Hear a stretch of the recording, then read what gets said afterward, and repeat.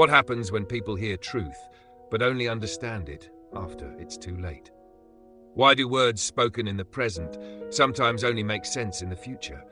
And what does it reveal when Jesus speaks about departure, but no one truly understands where he is going? The tension in Jerusalem was still rising. The conversations had not slowed. If anything, they had become more serious. Jesus had just spoken about being the light of the world. He had challenged the leaders' assumptions about truth, identity, and authority. And now he speaks again. But this time, the tone changes. It is not only revelation, it is also warning.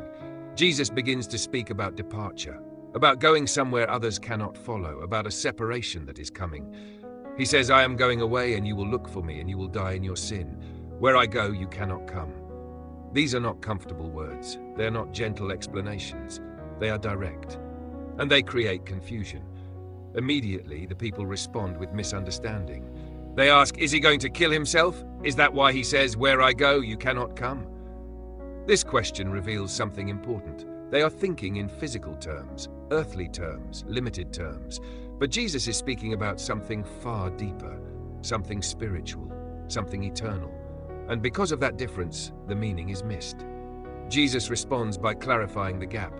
You are from below, I am from above. You are of this world, I am not of this world. This statement creates a clear contrast. Below and above, earth and heaven, temporary and eternal, human perspective and divine reality. Jesus is not insulting them. He is revealing a difference in origin, a difference in understanding, a difference in nature.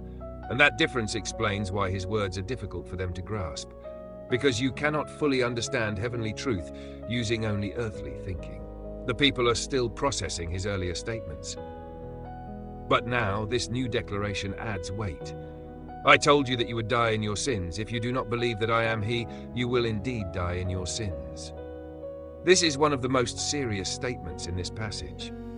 It is not spoken to create fear, it is spoken to reveal consequence. Because rejection of truth leads to separation from it, and separation has results. Jesus is not speaking about punishment in a distant sense. He is speaking about reality, spiritual reality, a reality where belief is not just intellectual agreement, but relational connection.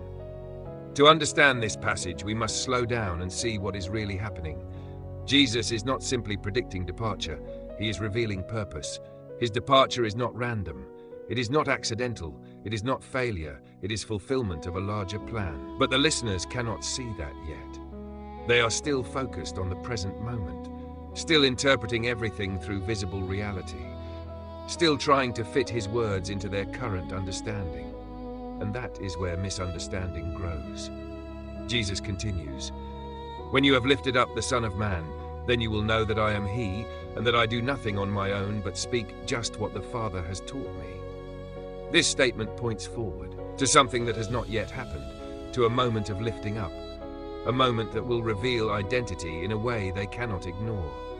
But even that future revelation will come too late for some, because understanding after rejection still carries consequence. There is something deeply human about this struggle.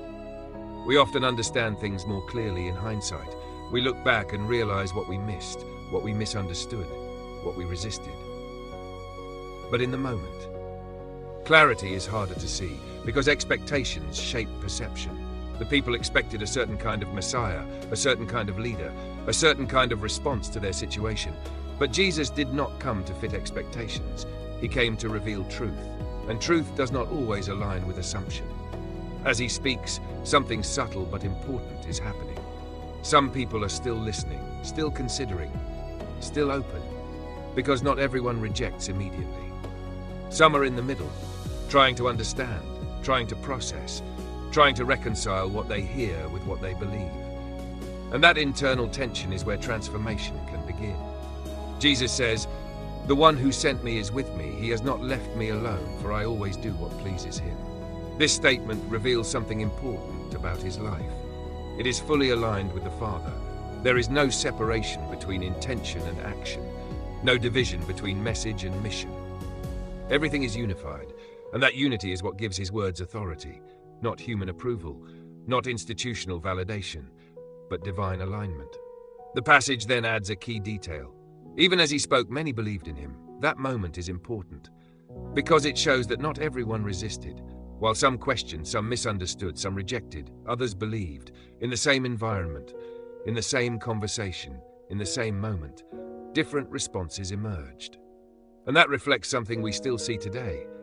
The same message can produce different reactions depending on the listener. Not because the message changes, but because perception differs. Jesus' words about departure are not just about leaving a place. They're about revealing identity, revealing purpose, revealing destination, and revealing consequence of response. Where he is going is not just a physical location. It is a return to the Father, a completion of mission, a fulfillment of divine plan. But for those listening, it sounds like separation. It sounds like absence. It sounds like loss, because they are still interpreting everything through physical presence.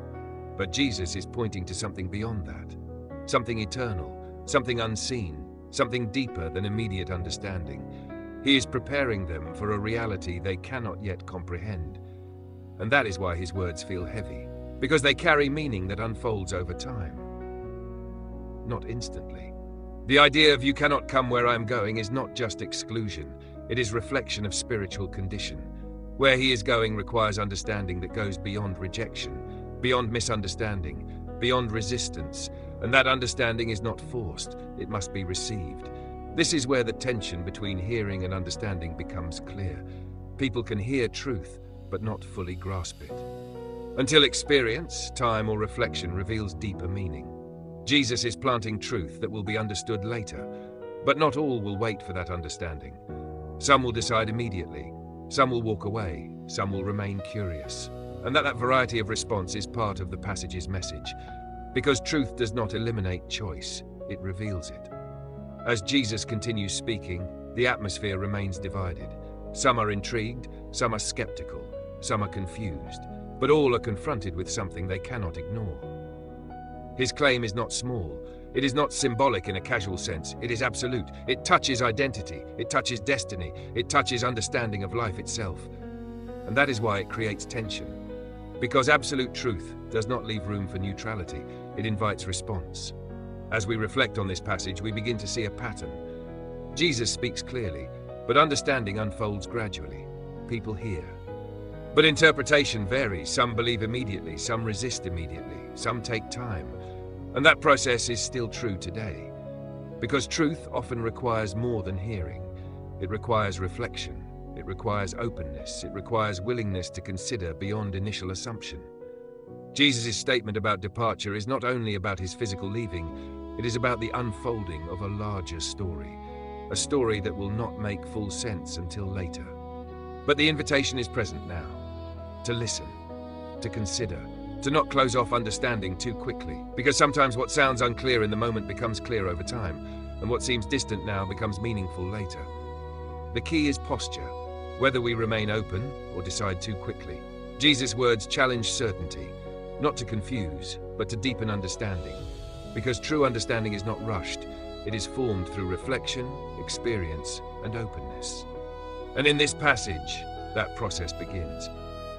As the conversation continues, belief begins to emerge among some listeners. Not full understanding, but openness.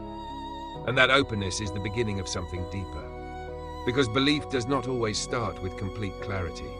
Sometimes it starts with willingness to listen further, and that willingness is significant. As the passage moves forward, the tension between understanding and misunderstanding remains. But so does the invitation, to consider who Jesus is, to consider what he is saying, to consider where he is going, and to consider what that means for those who hear him. Because departure is not just absence, it is direction. And direction always implies destination, and destination always carries meaning. As Jesus continues speaking, he remains steady, not reacting to confusion, not changing his message, but continuing to reveal truth step by step. And that consistency becomes part of his testimony. A testimony not only in words, but in identity. As the passage closes, belief is present among some, but understanding is still developing, and that is often how truth works. It begins with hearing, it grows through reflection, and it becomes clear through time. Jesus speaks about departure, but what he is really revealing is purpose. A purpose that extends beyond immediate understanding. a purpose that points beyond physical presence, and a purpose that invites response. Not all will understand immediately, but all are invited to listen, and in that listening something begins to form. Clarity, conviction, or resistance, but never neutrality, because truth, once heard, always calls for response. Thank you for watching this video. If this message spoke to your heart, don't forget to like, follow the channel, and share this video with someone who needs encouragement today.